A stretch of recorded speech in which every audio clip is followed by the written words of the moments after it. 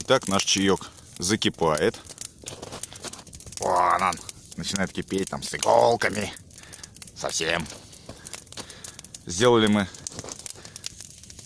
чаек вот из того снега, который вон там следами. Да, снег очень чистый. Вот. О, чаек закипел. Сейчас мы его сделаем. Единственное, костер разводил очень долго, потому что лес весь мокрый. Лес сырой.